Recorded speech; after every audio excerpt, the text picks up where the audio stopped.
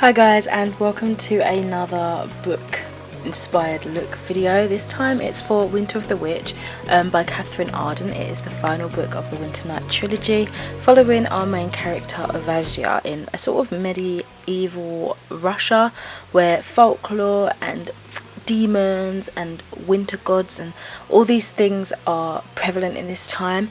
But as you learn in the first book, it is being challenged by the more newer and powerful religion coming into play, which is basically like Christianity. I wasn't recording the whole of that. I am so annoyed. Basically, let me just quickly, before I go into, the review and everything, let me talk you through what I just did. How bloody annoying. So, first of all, I got interrupted because the shopping arrived, the food shopping. So I ran downstairs, just come back up, proper in the swing of things, realised I weren't recording. So firstly, I went in with the Sugar Trip Squad palette. And I started off with this tea shade. I just blended that all in like the crease up into the brow area just to get a nice little beigey matte moment. Then I went into this sort of lilac-y colour here.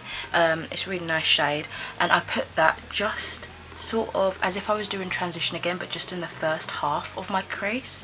And just above that, more underneath my brow, I went in with this lighter sort of lilac-y purpley shade, and I buffed that in, and then I sort of went back with the darker one, blended it till they met, and then I popped that palette down and went in with the Obsession All We Have Is Now palette. And from that one I took the shade Tranquil, which is this matte medium shade blue, and I packed that in the inner corner here. And now I'm just about to go in with Zen right there. It's a shimmery light blue, and I'm going to put that in like the inner, right in the inner corner, not the inner corner, but like just in between. So now I can continue with my non-speaking and watch more of the drama that's happening on YouTube yet again.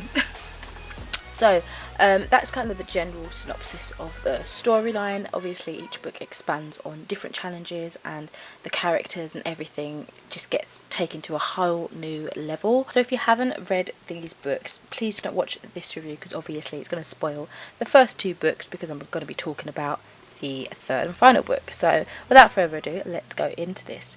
So I ended up giving this a 5 stars. Howdee-haie has got to be one of my all-time favourite characters. She grew further still in this epic conclusion to the Winter Night trilogy. As a story, the conclusion I felt excelled in a way I daren't hoped. The previous two books gave me so many expectations that I tried to dampen down for this one, just in case the final book perhaps left me with too many unanswered questions. But I should never have doubted that, even just a little bit, because it succeeded in doing everything its successors achieved and more. Catherine Arden, honestly, you broke my heart, mended it, broke it again, and I'm in absolute awe of you.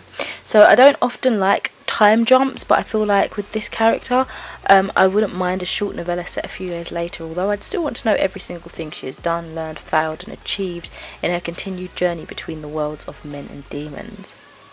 I've got to say, pretty early in, I think like 4 chapters, I had already known there was something that was just going to hit me. I was expecting lots of casualties, especially because it's such an epic story.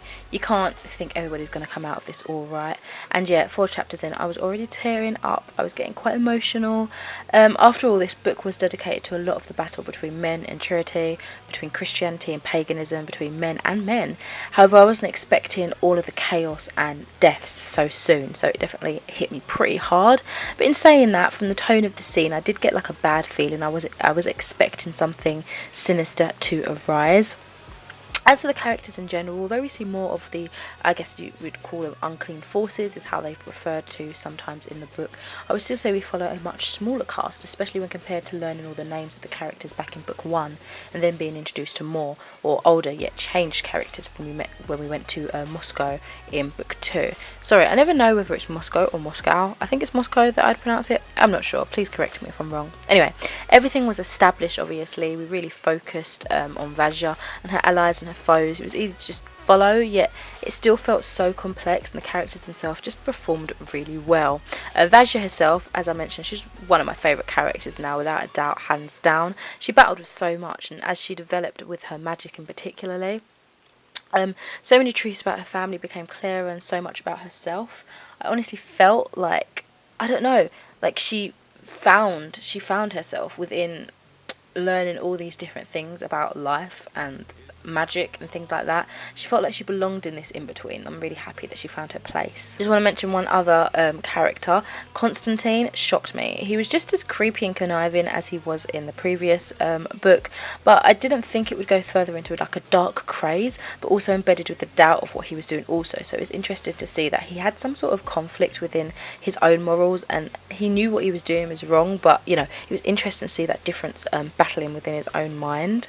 The magic system I absolutely adored. I feel like it was only properly established in this final book, so we didn't get an awful lot amount of time with it, when you think about, you know, this being a 3-book series. But the idea of forgetting things cannot be, and so they can be, and the threat of madness that can happen by being consumed by the impossibilities was absolutely fantastic.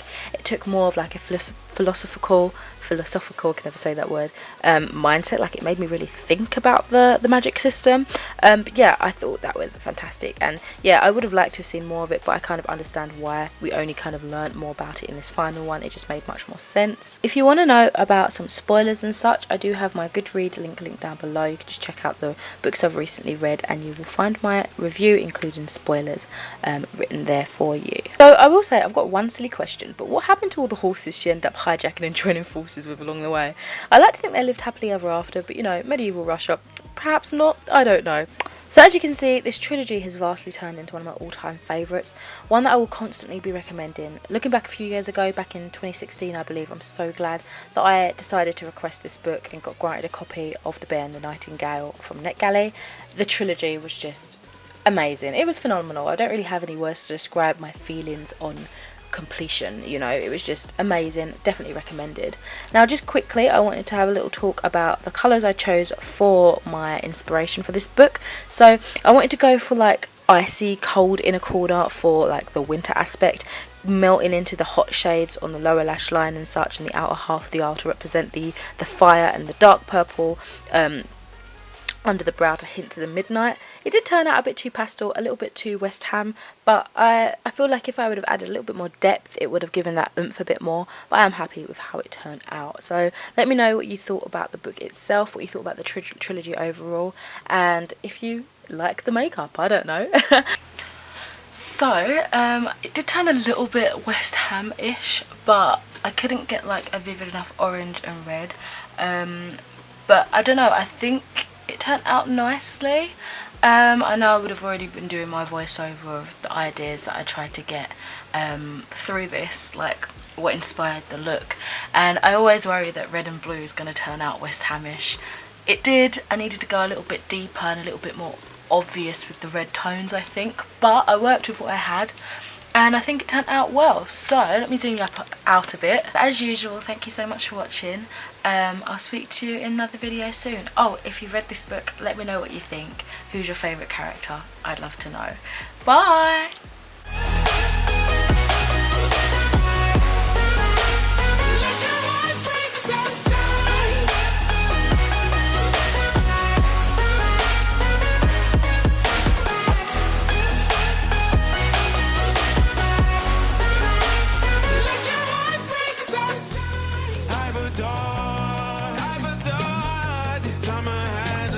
Fantasy. Now I'm looking for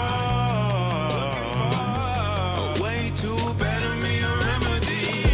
I look at myself, so do I. That's not what I do. Oh.